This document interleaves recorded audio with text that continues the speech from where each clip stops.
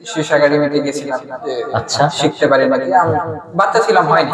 এই জীবনে কয়টা স্টেজে গান পরিবেশন হয়েছে বা কতটি জায়গায় যাওয়া হয়েছে? এটা তো আসলে হিসাব করা হয়নি।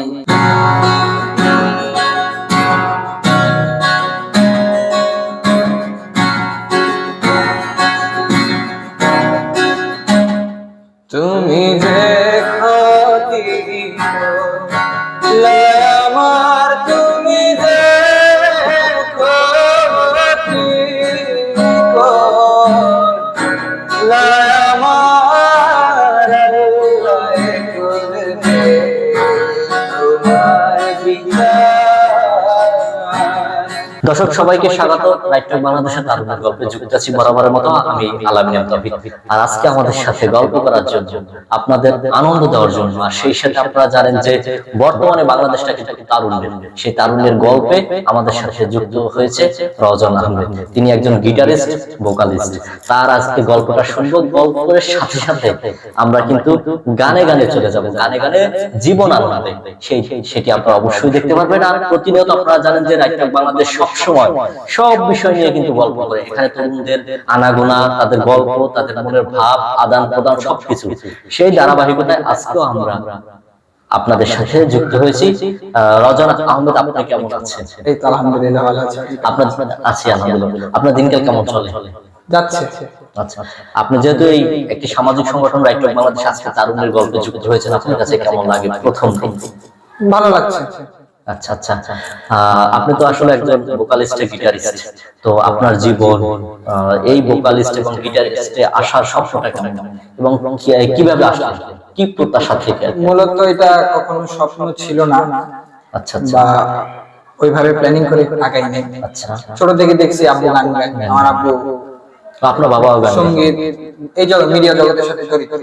তখন থেকে দেখতে দেখতে আর কি মনে আগ্রহ জায়গা করে চলছে আর কি। আমি ছোটবেলা থেকে শীর্ষ একাডেমিতে গেছিলাম যে শিখতে পারি নাকি। আমি বাচ্চা ছিলাম, হয়নি। তারপর এভাবে দিন যেতে যেতে যেতে যেতে আর কি আব্বুর কাছে শোনা, স্কুলে প্রোগ্রামে গাওয়া, সবাই উৎসাহ দিল, আমারও ইচ্ছা হলো। এই সেখান থেকে শুরু হয়ে গেল। আমরা গান শুনি।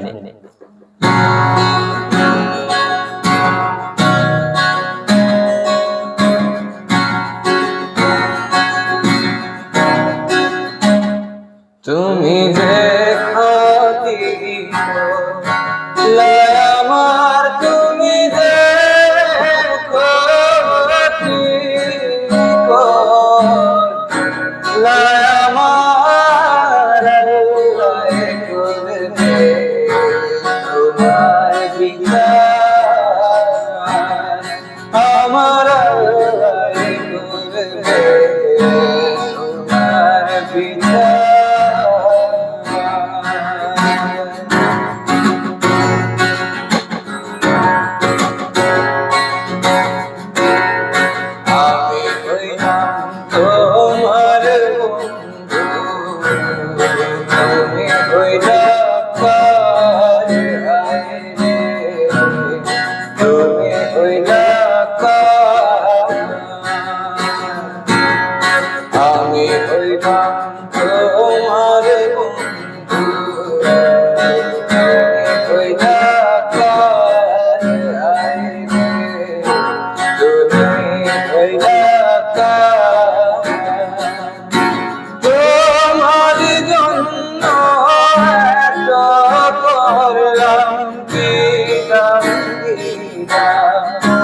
তুমি তার হারে তোমার জন্য এত করলাম কি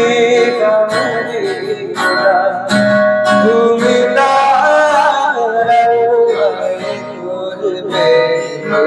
তোমার বিচার।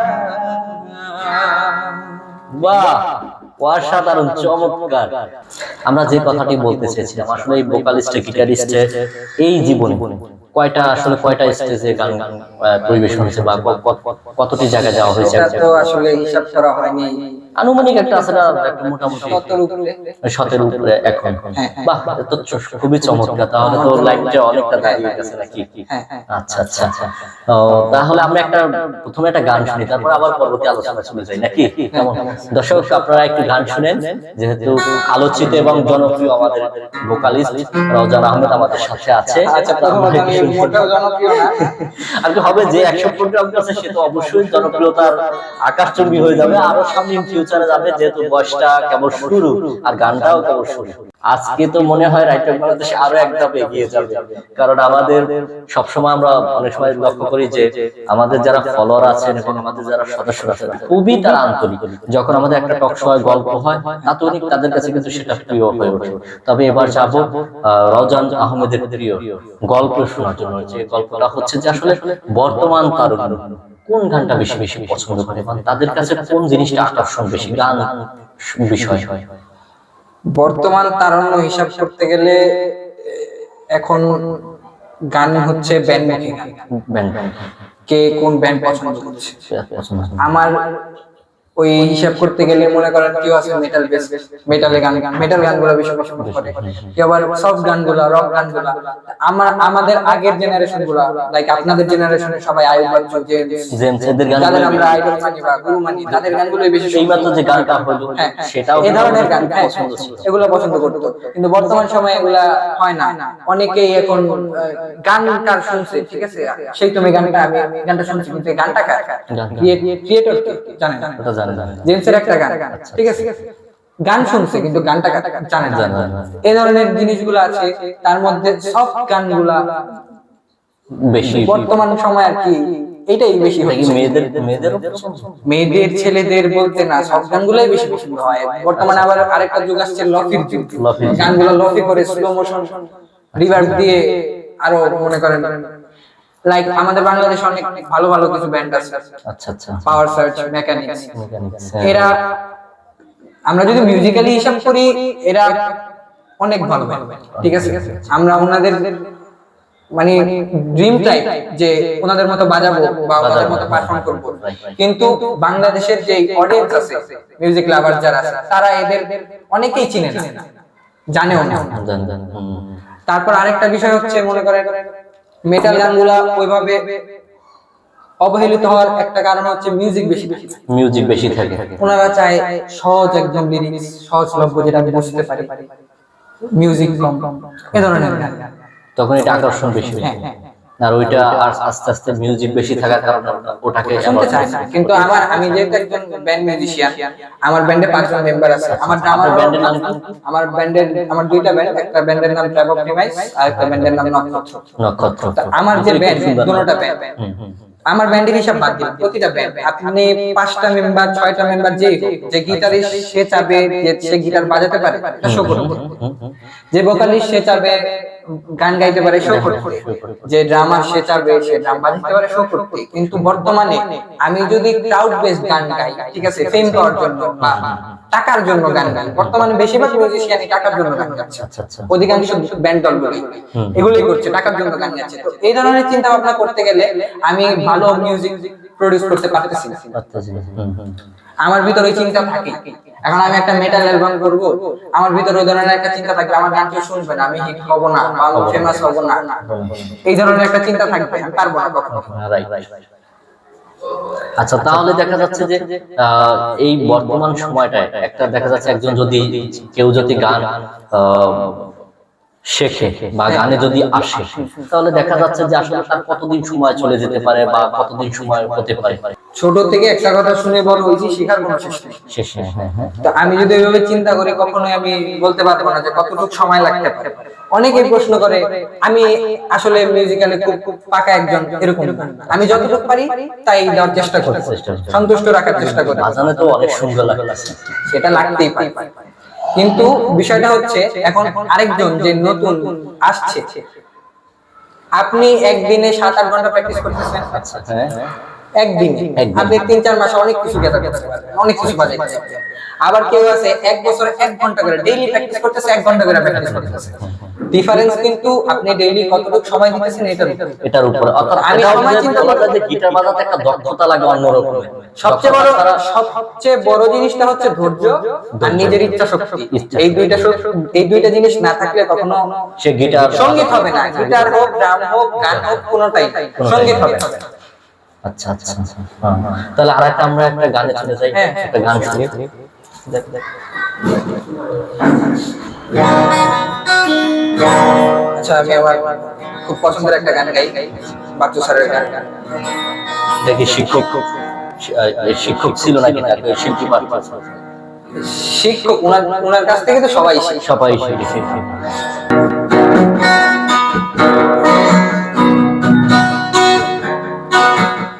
খুব বেশি জানতে ইচ্ছে করে আমি চলে গেলে তিনি তুমি থাকবে, বড় বেশি জানতে ইচ্ছে করে ভুলে যাবে নাকি আমার মনে রাখবে।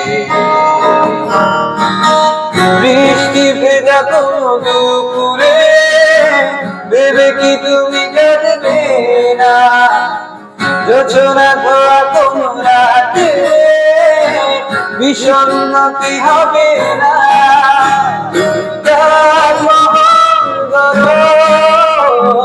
হৃদয় তোমার কখনো হারালে চোখে জল মুছে দিল, কোলাহল থেকে একটু হারালে।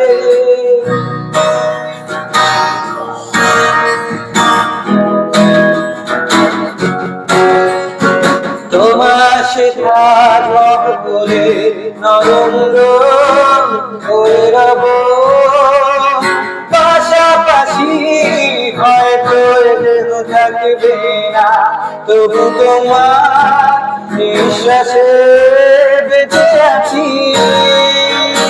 আমার স্পর্শ কি তুমি অনুভব করবে না, তুমি হৃদয় তোমার কখনো হারালে চোখে জল মুছে দিল, কোলাহল থেকে একটু হারালে। বাহ, চমৎকার, অসাধারণ কণ্ঠ। আমরা এতক্ষণ শুনেছি আমাদের রওজান আহমেদের কণ্ঠে অসাধারণ গান, গিটারিস্ট, ভোকালিস্ট। দর্শক সবসময় আমাদের রাইট টু বাংলাদেশের সাথে থাকবেন। আমরা সবসময় চেষ্টা করব এইভাবে রওজান আহমেদের মতো যারা সুন্দর সুন্দর গান পরিবেশন করে এবং দর্শকদেরকে আনন্দ উৎসাহ দেন। অনেক সময় দেখা যাচ্ছে যে গানে মানুষের পরিবর্তন ঘটে, অনেক সময় দেখা যাচ্ছে মানুষ মানসিকভাবে বিপর্যয় থাকে। সেই বিপর্যয় জায়গা থেকে একমাত্র মানুষের ওষুধ হচ্ছে গান। সেই গানে গানে আমাদের জীবন আনন্দে থাকে। আমাদের রাইট টু বাংলাদেশের এইভাবে নিয়মিত আয়োজন, সেটি হচ্ছে তারুণ্যের গল্পে। তারুণ্যের গল্পে আপনারা সবাই মন খুলে কথা বলতে পারেন, পারিবারিক বলেন, গান বলেন, অন্য জগৎ বলেন, অর্থনৈতিক, সামাজিক, মানবিক সব ক্ষেত্রেই আসতে পারেন। আপনাদের জন্য সবসময় রাইট টু বাংলাদেশের দরজা খোলা আছে, কারণ আমরা সবসময় সবকিছু একেবারে খোলামেলা আলোচনা করে থাকি। তো রওজান আহমেদ, আপনি যে রাইট টু বাংলাদেশে আসছেন, তো দর্শকদের উদ্দেশ্যে কি বলা থাকবে এবং রাইট টু বাংলাদেশের সদস্যদের উদ্দেশ্যে কি বলা থাকবে আপনার পক্ষ থেকে? আমার তেমন কিছুই বলার নাই।